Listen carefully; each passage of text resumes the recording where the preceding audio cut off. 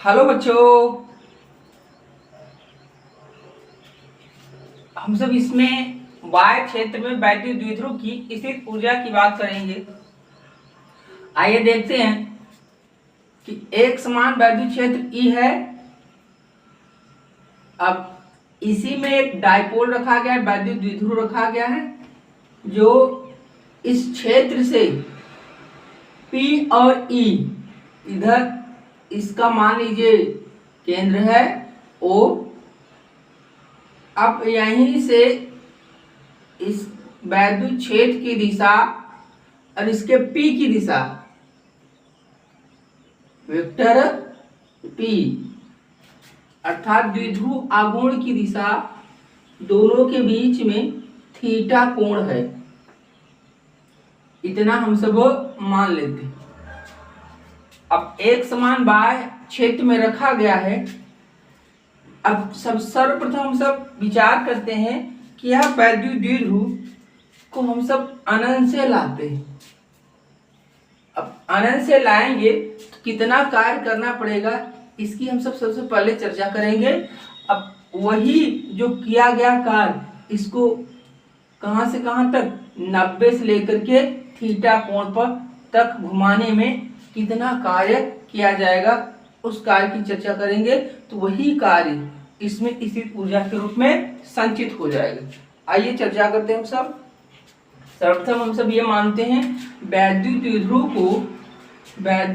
द्विध्रुव को अनंत पर, हम सब ये मान लेते हैं वैद्युत द्विध्रुव है जो है कहां पर है, अनंत पर है। ये प्लस क्यू है और माइनस क्यू है, ये इनफाइनाइट पर है। अब इनफाइनाइट से बाह्य वैद्युत क्षेत्र के लंबवत ऐसे 90 डिग्री पर इसको लाने में किए गए कार्य की हम सब चर्चा करते हैं। तो इसमें क्या होगा, अनंत से लाएंगे तो यहाँ पर हम सब, इसमें हम सब ये कहेंगे कहाँ से ला रहे हैं, अनंत इनफाइनाइट से लेकर के कहाँ तक ले आ रहे हैं, बाह्य वैद्युत क्षेत्र के लंबवत ला रहे हैं। ये मान लेते हैं ये क्या है, 90 डिग्री पर ला रहे हैं, 90 डिग्री पर ला रहे हैं। अब यह वैद्युत द्विध्रुव है, 90 डिग्री पर जब लाया जा रहा है तो हम सब ये कहेंगे कि जितना पॉजिटिव चार्ज को कार्य करना पड़ेगा इसके विरुद्ध लाने में, उतना नेगेटिव चार्ज को प्राप्त होगा, कार्य प्राप्त होगा। तो वैद्युत द्विध्रुव को इनफाइनाइट से 90 डिग्री पर लाने में किया गया कार्य हम सबको कितना मिलेगा, शून्य मिल जाएगा।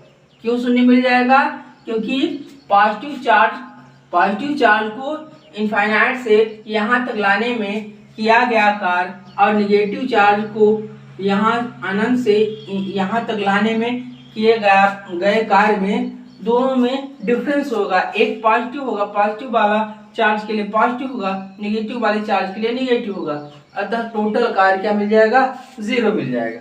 तो सर्वप्रथम हम यही मानते हैं। इसको हम सब एक्सप्लेन कर देंगे क्या क्या है। एक समान बाह्य वैद्युत क्षेत्र है, यहाँ हम सब कह देंगे एक समान बाह्य वैद्युत क्षेत्र है।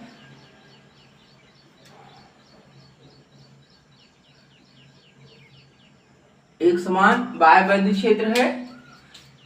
अब उसके जो है एक डायपोल रखा गया है, -q +q, जिनके बीच की दूरी 2a है। इसका वैद्युत द्विध्रुव आघूर्ण वेक्टर p है। इतना हम सब इसमें एक्सप्लेन कर देंगे। उसके पश्चात हम सब कहेंगे सर्वप्रथम क्या करते हैं, सर्वप्रथम वैद्युत द्विध्रुव को अनंत से, कहां से, अनंत से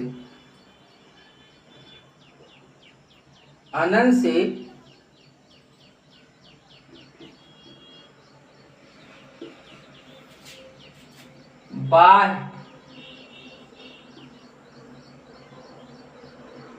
वैद्युत क्षेत्र के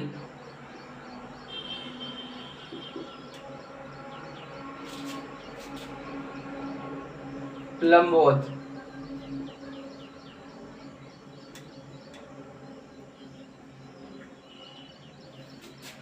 लाने में किया गया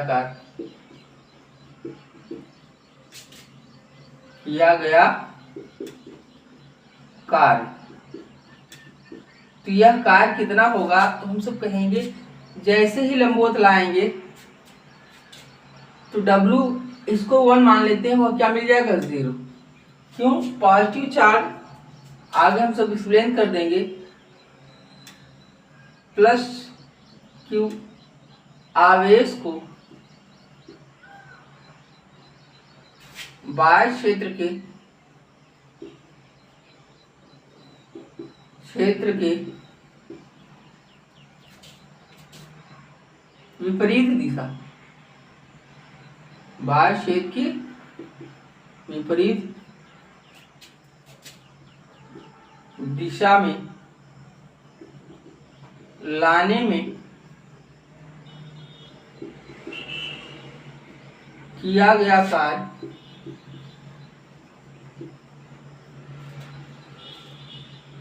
धनात्मक तथा -Q आवेश को बाह्य क्षेत्र के विपरीत दिशा में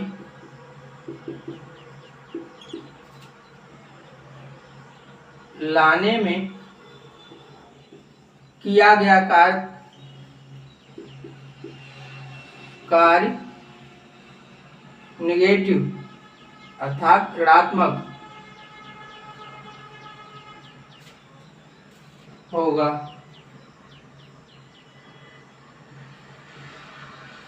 दोनों का परिमाण क्या होगा?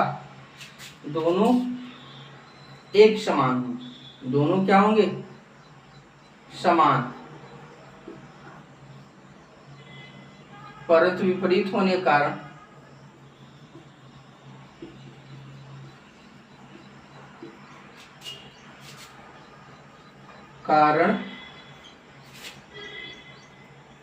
कार्य क्या हो जाएगा? कुल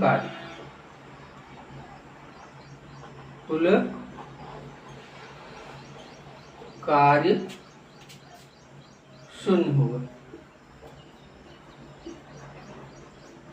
इतना हम सब एक्सप्लेन इसमें कर रहे हैं। तो इनफाइनाइट से बाह्य वैद्युत क्षेत्र के लंबवत में लाने में किया गया कार्य हम सबको क्या मिल जाएगा? शून्य हो जाएगा। आगे चलते हैं हम सब। अब इसमें ये देखते हैं कि ये 90 डिग्री पर पहुंच गया है। अब इस 90 डिग्री पर पहुंच जाने के कारण अब हम सब ये कहेंगे कि वैद्युत द्विध्रुव अभी ऐसा है। अब इसको हम सब 90 से इसको घुमा करके इसी एंगल पर रखना चाहेंगे। कितने एंगल पर? सब कह देंगे ये थीटा है। इसको इतने एंगल पर घुमाने में किया गया कार्य की अब हम सब गणना करेंगे। इसके लिए करें क्या? सबसे पहले हम सब ये मानते हैं घुमाने में किया गया कार्य, हम सब देखते हैं 90 से थीटा तक घुमाने में किया गया कार्य। अब यहां सोचिए जरा, इसके बीच में एक हम सब कोई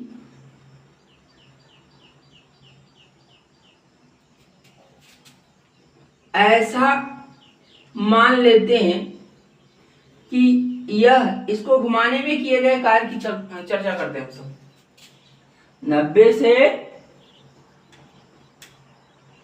थीटा कोण तक घुमाने के लिए घुमाने में कृत कार्य देखते हैं। या किया गया कार्य कह दीजिए, किया गया कार्य। चलिए देखते हैं। अभी हम सब वहां से अनंत से वैद्युत द्विध्रुव को अनंत से बाह्य वैद्युत क्षेत्र में लाया, उसमें किया गया कार्य देखा, 0 मिला। अब हम सब ये करते हैं 90 से थीटा कोण तक घुमाने में किए गए कार्य की चर्चा करते हैं। अब इसमें हम सब ये मानकर चलते हैं कि वैद्युत द्विध्रुव को 90 से थीटा तक घुमाने के लिए बीच में एक ऐसा पॉइंट मिल रहा है, एक ऐसा है जिस पर 90 से बाह्य वैद्युत क्षेत्र की दिशा से वह थीटा डैश है, उसका एंगल कितना है, थीटा डैश है। अब इस थीटा डैश से, यह थीटा डैश, थीटा डैश से थोड़ा सा एंगल घुमाने में किए गए कार्य की हम सब चर्चा करते हैं। वह हम सब मान लेते हैं कितना घुमाते हैं इसको, थोड़ा सा एंगल डी थीटा डैश घुमाते हैं इस डायरेक्शन, ये इस डायरेक्शन में घूमेगा। इसके लिए हम सब करते क्या हैं, पहले बाह्य टार्क लगाएंगे, इसको यहां से यहां तक लाने के लिए हम सब ऐसा करते हैं कि इतना बाह्य टार्क लगाते हैं, क्योंकि P इसका जो है P है, जैसे यहां पहुंचेगा वेक्टर P और E एक दूसरे के ये E जो है इसी दिशा में है, हमेशा एक दूसरे के दिशा में संरेखित होने का प्रयत्न करते हैं। जब संरेखित होने का प्रयत्न करेंगे तो हम सब ये कहेंगे इस पर बाह्य टार्क इस प्रकार से लगाते हैं, ऐसे इस दिशा में बाह्य टार्क लगाते हैं। और यह घूम किस दिशा में रहा है, ये टार्क लगाते हैं, बाह्य टार्क लगाते हैं। और जबकि ये घूमेगा किस दिशा में, डी थीटा डैश हम सब कह देंगे इस दिशा में होगा। टार्क ऐसे लगाते हैं, टार्क की दिशा, बाह्य टार्क की दिशा इस दिशा में है और इसके डी थीटा की दिशा इस दिशा में है। दोनों के बीच में 180 डिग्री बन रहा है, दोनों के बीच में 180 डिग्री बन रहा है। तो P और E संरेखित होने का प्रयत्न करता है, P और E संरेखित होने का प्रयत्न करता है, इसलिए अपने आप घूमेगा इधर। और जब ऐसा घूमेगा तो हम सबको बाह्य टार्क इस प्रकार लगाएंगे कि हर एक स्थान पर जो वैद्युत क्षेत्र के द्वारा जो टार्क मिलेगा, टाउ ई मान लेते हैं, यह किधर लगेगा, ऐसे लगेगा।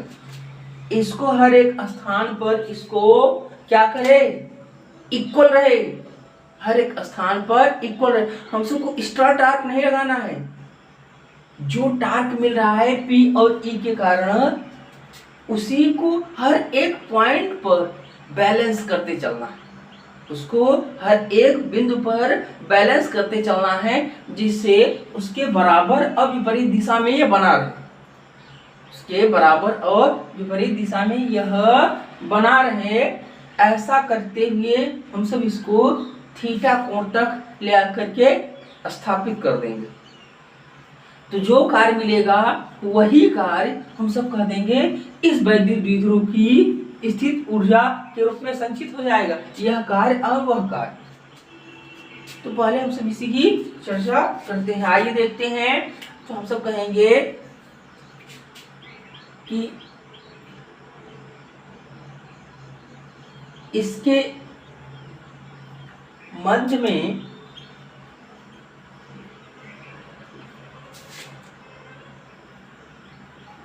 कहां से 90 से लेकर थीटा कोण तक घुमाने में किया गया है, इसके मध्य में किसी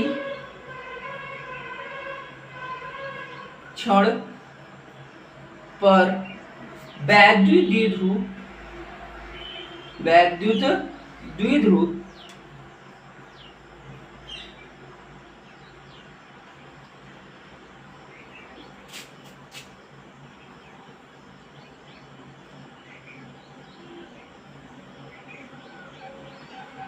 कि E व P के बीच, P व E के बीच, P व E के बीच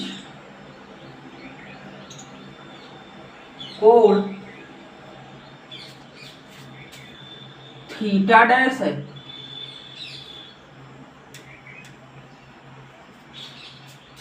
थीटा डैश है तो वैद्युत क्षेत्र तथा P के बीच में वैद्युत क्षेत्र के कारण एक टार्क लगेगा।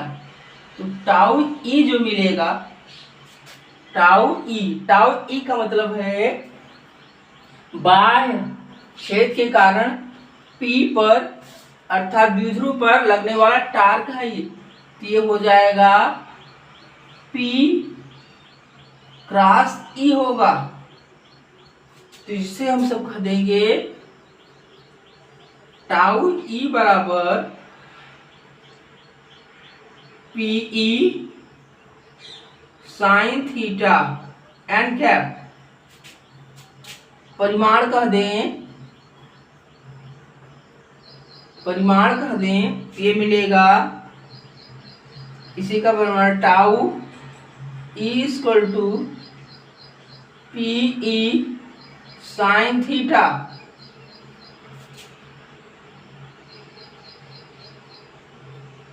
इसका परिमाण इतना होगा।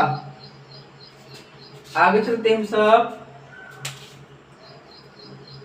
अब देखिए इसको, द्विध्रुव को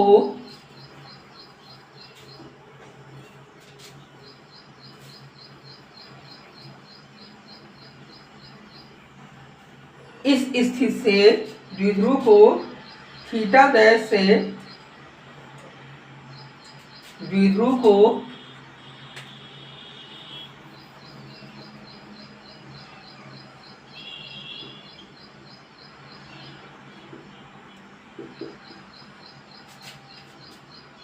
थीटा डैश से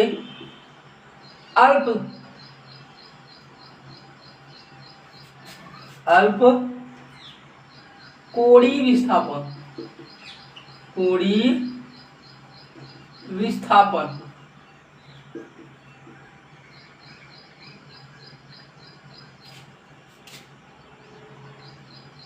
डी थीटा डैश घुमाने में बाह्य बलाघूर्ण द्वारा किया गया कार्य। तो हम सबको मिलेगा क्या? छोटा सा कार्य मिलेगा। ये मिलेगा tau by dot d theta dash. दोनों के बीच में एंगल देखिए, टाउ बाय इधर लग रहा है और डी थीटा डैश इधर है। दोनों के बीच में एंगल कितना मिल जाएगा? 180 डिग्री। दोनों के बीच में एंगल कितना मिलेगा? 180 डिग्री। अब यहाँ हम सबको मिलेगा, ये जो टाउ बाह्य लगा रहे हैं इसको हम सब किस प्रकार लगाना पड़ेगा? टाउ बाह्य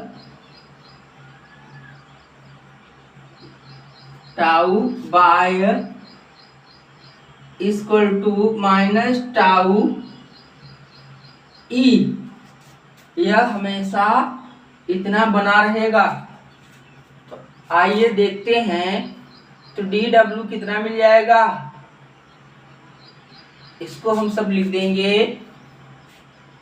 इन दोनों के बीच में एंगल कितना मिलेगा? 180 है, इसकी वैल्यू हम सब रख देते हैं minus tau E dot d theta dash. अब ध्यान से देखिए, इन दोनों के बीच में जो इसका एंगल रहेगा वही एंगल इनके बीच में भी रहेगा। टाउ ई इसी दिशा में लग रहा है, टाउ ई इसी दिशा में लग रहा है, परंतु माइनस टाउ ई इस दिशा में लग रहा है। तब दोनों के बीच में एंगल कितना मिल जाएगा? 180 डिग्री मिल जाएगा। अतः ये मिल जाएगा माइनस टाउ ई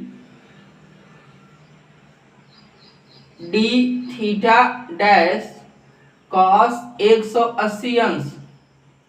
अब कॉस 180 अंश का मान कितना मिलता है?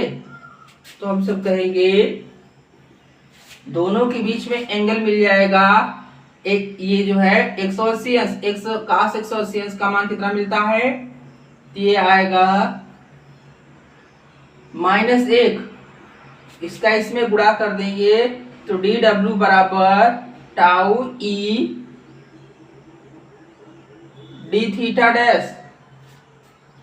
ये हम सबको मिला, यहां से थोड़ा सा विस्थापित करने में किया गया कार्य हम सबको मिल गया यह tau E D theta dash.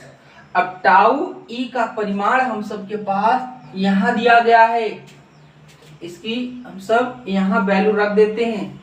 ये मिलेगा डी डब्ल्यू, ये मिल जाएगा पी ई साइन थीटा।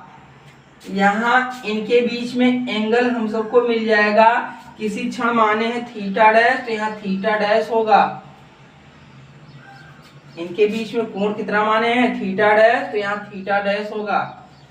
तो ये मिल जाएगा theta dash D theta dash, D theta dash.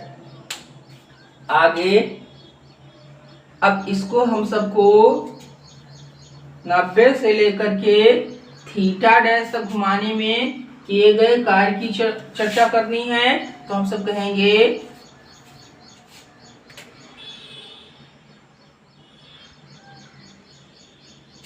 द्विध्रुव को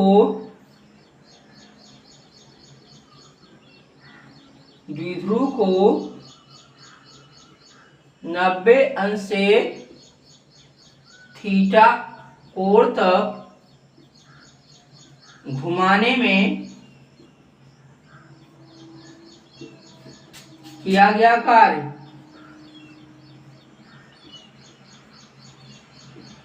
तो हम सबको मिले क्या? यहाँ मिलेगा 90 से थीटा तक, ये मिल जाएगा डी डब्ल्यू। यहाँ भी आएगा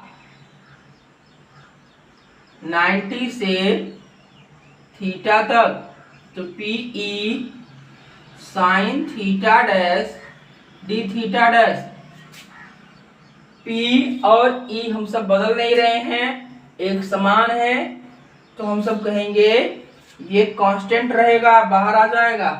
तो यहाँ से हम सबको वैल्यू मिलेगा, यह मिल जाएगा 90 से थीटा तक घुमाने में किया गया कार्य, इसको हम सब मान लेते हैं W2 मान लेते हैं, या नाम रख सकते हैं आप सब 90 से थीटा का दीजिए, 90 से थीटा तक घुमाने में किया गया कार्य मिलेगा। तो ये मिल जाएगा पीई कांस्टेंट है, तो पीई बाहर कर लीजिए, ये मिलेगा 90 से थीटा तक, ये मिलेगा sine theta dash D theta dash. तो इसी का फंक्शन मिल जाएगा।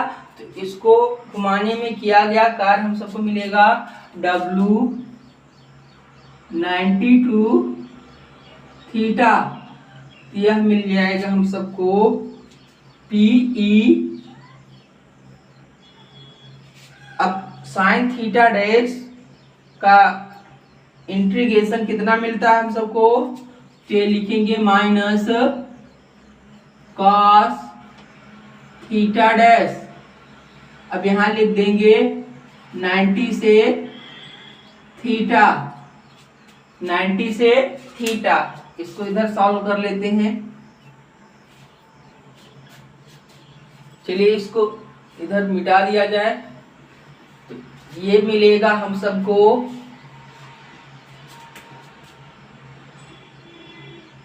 W92 थीटा, यह मिलेगा PE minus cos theta dash 92 theta. इसकी वैल्यू निकाल लीजिए आप।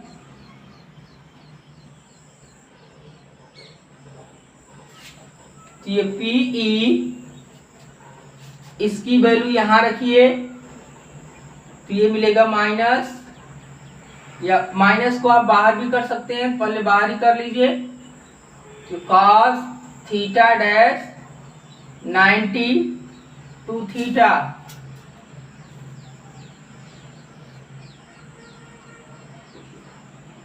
यहां मिलेगा माइनस PE, ये आ जाएगा, वैल्यू रखिए कॉस थीटा माइनस कॉस 90। अब cos 90 की वैल्यू हम सबके पास मिलता है 0, तो W92 थीटा, यह मिलेगा माइनस PE, और ये मिल जाएगा cos थीटा मिल जाएगा, माइनस PE cos थीटा मिलेगा, बाकी इसकी वैल्यू 0 मिलेगा। अब देखते हैं वैद्युत द्विध्रुव को अनंत से थीटा कोण तक घुमाने में किया गया कुल कार्य। वैद्युत द्विध्रुव पर किया गया कुल कार्य। वैद्युत द्विध्रुव को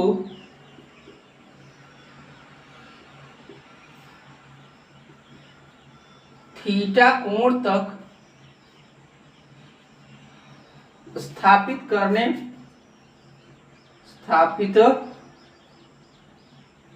करने में किया गया कुल कार्य। तो W बराबर क्या लिख देंगे, W1 प्लस W92 थीटा। तो W बराबर मिल गया, इसका मान 0, इसका मान माइनस PE cos थीटा। अब ये वैल्यू जो मिला है कुल किया गया कार्य, यही निकाय में अर्थात वैद्युत द्विध्रुव में स्थित ऊर्जा के रूप में संचित हो जाएगा। तो यहां हम सब लिखेंगे थीटा कोण पर एक समान बाह्य क्षेत्र में थीटा कोण पर वैद्युत द्विध्रुव की स्थित ऊर्जा, एक समान बाह्य क्षेत्र में थीटा कोण पर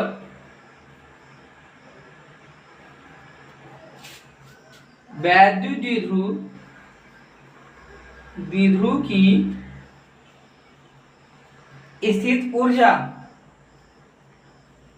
स्थितिज ऊर्जा, इसको हम सब कह देते हैं U थीटा कह देते हैं, यह कह देते हैं U थीटा। तो ये मिल जाएगा W के बराबर मिलेगा, यही मिल जाएगा माइनस PE cos थीटा। तो हम सबको एक बढ़िया सा फार्मूला मिल गया। इसका मतलब इस थीटा कोण पर वैद्युत द्विध्रुव की स्थित ऊर्जा कितना मिला, minus PE cos theta minus PE cos theta हम सबको प्राप्त हो गया। अब देखिए इसकी स्थित ऊर्जा जो है यहां पर माइनस पीई कॉस थीटा के बराबर रहेगी। अब ये कह दिया जाए कि वैद्युत द्विध्रुव को 90 अंश पर रखने में इसकी स्थित ऊर्जा कितनी होगी, इसकी हम सब चर्चा कर लें। द्विध्रुव को कहां पर, मान लीजिए थीटा का मान हम सब कितना कह दें। अब यहां से अलग अलग केस बनेंगे। केस फर्स्ट की बात कर लें तो थीटा का मान 0 डिग्री हो, थीटा का मान 0 डिग्री हो, इसका मतलब है P और E के बीच में एंगल कितना बन जाए, 0 डिग्री। P और E के बीच में एंगल 0 बन जाए। उस सिचुएशन में वैद्युत द्विध्रुव इस प्रकार से रहेगा, ऐसा रहेगा। वैद्युत द्विध्रुव इधर रहेगा माइनस Q से प्लस Q। अब वैद्युत क्षेत्र की भी दिशा इधर ही रहेगी, वैद्युत क्षेत्र की भी दिशा इधर ही रहेगा, वैद्युत क्षेत्र की भी दिशा इधर ही रहेगा और इसके P की भी दिशा इधर ही रहेगी। तो ये मिल जाएगा U। अब 0 डिग्री का देंगे, इसकी ऊर्जा मिलेगी माइनस PE cos 0 का देंगे। अब cos 0 की वैल्यू 1 होता है, cos 0 की वैल्यू 1 होता है, तो ये मिल जाएगा माइनस PE। यह उसकी सबसे न्यूनतम ऊर्जा कही जाएगी, वैद्युत द्विध्रुव की सबसे न्यूनतम स्थित ऊर्जा कही जाएगी, अर्थात माइनस PE है। अब इस सिचुएशन में यह सबसे ज्यादा स्टेबल रहेगा, इसी स्थिति में यह बनने का प्रयत्न भी करता है क्योंकि इसकी स्थिति ऊर्जा सबसे कम है, लोवेस्ट है, माइनस PE के इक्वल में। इसे हम सब क्या कहेंगे, वैद्युत द्विध्रुव की अस्थाई क्या कहेंगे, अवस्था कहेंगे। सबसे ज्यादा स्थायी अवस्था यही कही जाएगी, अधिक है, सबसे अधिक अस्थायी अवस्था है इसकी। केस नंबर सेकेंड की बात करें, इसमें थीटा का मान 90 डिग्री रख लेते हैं। इसका मतलब P और E के बीच में एंगल क्या मिलेगा, P और E के बीच में एंगल क्या मिलेगा, 90 डिग्री मिल जाएगा। यह P है,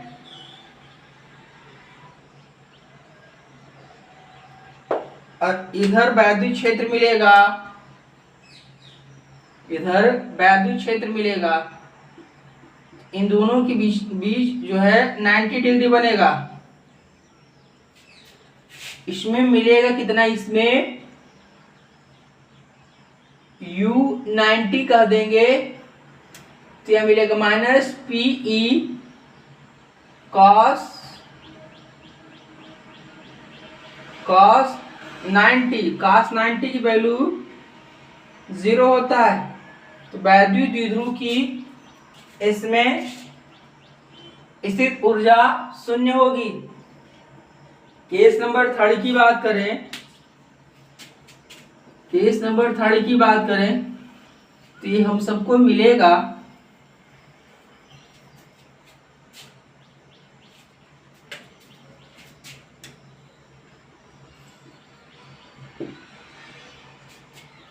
थीटा का मान 180 रख दें। इसका मतलब है वैद्युत द्विध्रुव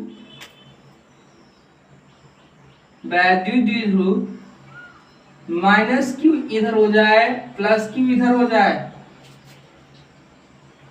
इसके P की दिशा इस डायरेक्शन में है, अब वैद्युत क्षेत्र की दिशा इस डायरेक्शन में है, दोनों के बीच में 180 बन जा रहा है। P और E के बीच में एंगल कितना है? 180 है।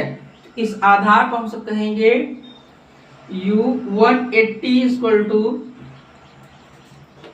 यह मिल जाएगा माइनस PE cos 180। अब cos 180 की वैल्यू माइनस होता है -1, ये मिल जाएगा PE। यह वैद्युत द्विध्रुव की सबसे ज्यादा स्थित ऊर्जा है। सबसे ज्यादा स्थित ऊर्जा वैद्युत द्विध्रुव की यह है, यह इसकी अस्थायी अवस्था कहलाती है। अवस्था, अस्थायी अवस्था। अब यहाँ यह इसकी साम्य अवस्था तो है, यह भी साम्य अवस्था में रहेगा।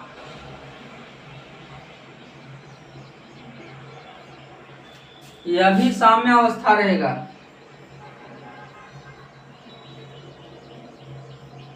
दोनों साम्य अवस्था है, परंतु यह स्थायी की साम्य अवस्था है, वो अस्थायी की साम्य अवस्था है।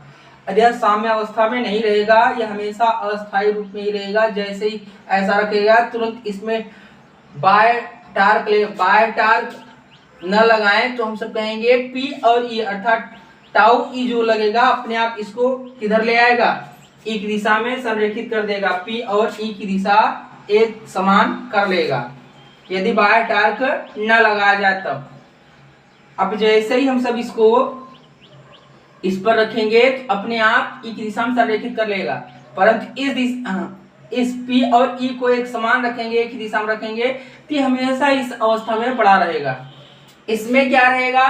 अब इसको देखिए, इसको हम थोड़ा सा भी डिस्टर्ब कर दें ऐसे, तब भी अपने इसी अवस्था में आ जाएगा। इसलिए इसे हम सब अस्थायी अवस्था कहेंगे, क्योंकि इस पर टाउ E वर्क करेगा। टाउ E इसको संरेखित करने का प्रयत्न करता है एक दिशा में। अब इसमें क्या होगा? जो बाह्य क्षेत्र की विपरीत दिशा में हम सब P को रख देंगे। इसमें होगा क्या? यह तो साम्य अवस्था में तो रहेगा, परंतु अस्थायी रूप में रहेगा। अस्थायी में क्यों रहेगा? क्योंकि हम सबको ऐसे ही रहने दें, ऐसे ही इसको रहने दें तो यह अपने इस अवस्था में पड़ा रहेगा, साम्य स्थित बना रहेगा। परंतु इसके इस स्थान से थोड़ा सा डिस्टर्ब कर दें, थोड़ा सा हटा विस्थापित कर दें, थोड़ा सा कोणीय विस्थापन करें तो ये तुरंत इसमें टार्क अप्लाई होगा। टाउ E वर्क करके इसको उल्टा ले आकर के ऐसे ऐसे संरेखित कर देगा। इसलिए हम सब इसे अस्थायी साम्य अवस्था कहते हैं। आशा करते हैं कि आप सब वैद्युत द्विध्रुव की स्थित ऊर्जा से परिचित हो गए होंगे। बाकी मिलते हैं अगले वीडियो में, तब तक के लिए बाय।